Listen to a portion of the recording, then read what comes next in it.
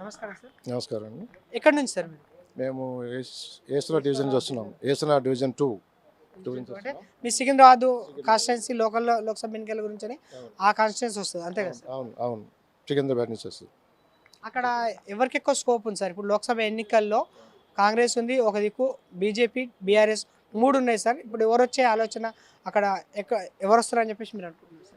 ఇప్పుడు మనం మాట్లాడుకున్నట్టయితే దేశంలో ఉన్నటువంటి ఈ వచ్చి రాబోయే లోక్సభ ఎన్నికల్లో బీజేపీ తప్ప ఇంకో వేరే పార్టీ మాట్లాడడానికి వీలు లేకుండా అయిపోయింది. నువ్వు ఏ ఏ ఒక్క జిల్లాలో చూసుకున్నా, ఏ ఒక్క నియోజకవర్గాలు చూసుకున్నా, హై క్లాస్ నుంచి లో గ్రేడ్ వరకు కూడా మొత్తం అందరూ కూడా ఇవాళ మోడీ గారిని చెప్పేసి మోడీ పదం పలుకుతున్నారు. మోడీ గారి ఒక దృష్టి ఎలా ఉందంటే ప్రపంచ దేశాలన్నింటిలో కల్లా ప్రపంచ దేశం మొత్తం కూడా ఈరోజు భారతదేశం వైపు చూస్తున్నటువంటి పరిణామం ఇది. ఈ రోజుల్లో మోడీ గారిని చూసి ప్రతి ఒక్కరు కూడా ఓటు వినియోగించుకొని భారతదేశంలో మళ్ళీ మోడీ గారికి 400 సీట్లు పైగా వచ్చేటట్టుగా కూడా పండుగ పండుతున్నారు. సో మొత్తం దేశంలో మళ్ళీ ఇంకోసారి బీజేపీ ప్రభుత్వం రాబోతుందని చెప్పి మీకు వినవేసుకుంటున్నాను. అంటే మెయిన్గా మన తెలంగాణలో 17 స్థానాలు ఉన్నాయి కదా సార్. 17 స్థానాల్లో ఎన్ని రాబోతున్నాయని చెప్పేసి అనుకోవచ్చు సార్ మనం?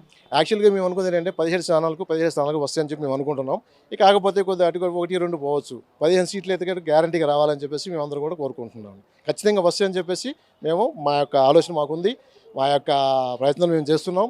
మా నాయకుడు ఉన్నటువంటి వాళ్ళ యొక్క మోడీ గారి సందర్భం నడుస్తూ వారి యొక్క అమలు చేసినటువంటి కొన్ని పథకాలు, సెంట్రల్ గవర్నమెంట్లో ఇచ్చినటువంటి పథకాలు కొన్ని స్టేట్ గవర్నమెంట్లో కాకుండా సెంట్రల్ గవర్నమెంట్ నుంచి వచ్చిన పథకాలు ఈ ప్రజలందరూ కూడా ఉపయోగపడేట్టుగా చేయాలని చెప్పి కోరుకుంటూ మళ్ళా బీజేపీ ఖచ్చితంగా 4వసారి కూడా ఆయనే రావాలని కోరుకుంటూ 3, 4, 5 కూడా ఆయనే ఉంటారని చెప్పి మీ ముందు విన్నవించుకుంటున్నాం.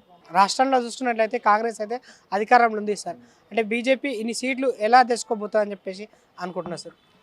రాష్ట్రంలో పరిస్థితి వేరండి, సెంట్రల్లో పరిస్థితి వేరు. రాష్ట్రంలో కొన్ని పార్టీలు ఉన్నాయి, వాళ్ళు అనుకూలంగా చేసుకునే ప్రయత్నం చేస్తున్నారు. కానీ దేశంలో చూసుకున్నట్టయితే దేశాన్ని వాళ్ళ ప్రపంచంలో పుటల్లో చూసుకుంటే భారతదేశంకు ఒక ప్రత్యేకమైన స్థానంలో ఉంది.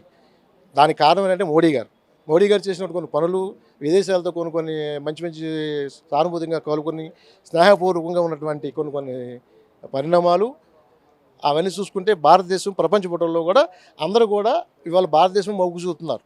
దేనికని ఆయన చేసినట్టు పనులు కొన్ని మొన్న చూడండి, ఎప్పుడూ లేనట్టు ఎంతో 4 దశాబ్దాలకు ఎదురు చూసినటువంటి అయోధ్య రామ మందిరం కట్టడానికి ఏ గవర్నమెంట్ వాళ్ళు కాలేదండి. ఎన్నో గవర్నమెంట్లు వచ్చినాయి, కాంగ్రెస్ గవర్నమెంట్ చాలా ఉంది. కానీ ఎవరి వల్ల కానిది మోడీ గారు డేర్ చేసి ధైర్యంతో అందరితోటి కూడా ఆ ధైర్యం తెప్పించి రామమందిరం నిర్మించి అందరూ కూడా ధైర్యాన్ని అనేది చూపించారు ప్రజలందరూ కూడా. ఆ ధైర్యం చూపించడం వల్ల రామమందిరమే కాకుండా రేపొద్దున ఇక్కడ కూడా కృష్ణుడి గుడి కూడా రేపొద్దున మళ్ళీ స్టార్ట్ చేస్తారని చెప్పేసి మేము మీ ముందు చెప్తున్నాం. అదే జరుగుతుంది కూడా రేపొద్దున. కృష్ణుడి గుడి కూడా మన సముద్రంలో 200 ఫీట్ల కిందకి వెళ్ళి సముద్ర కింద భూవర్గంలో అక్కడికి వెళ్ళి పూజ చేసి వచ్చారండి మోడీ గారు. ఎవరు చేశారండి ఈ రోజుల్లో?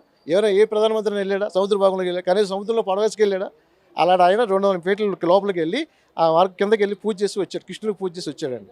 దీని అర్థం ఏంటంటే మళ్ళీ కృష్ణుడి గుడి కూడా ఈ అయోధ్య రామమందిరం ఎలా కట్టాడో ఆ కృష్ణుడి గుడి కూడా మళ్ళీ కడతాడు.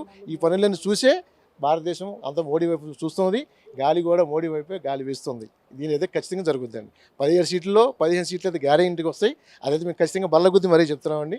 15 సీట్లు గ్యారెంటీ, మీద రాసుకోవచ్చేది.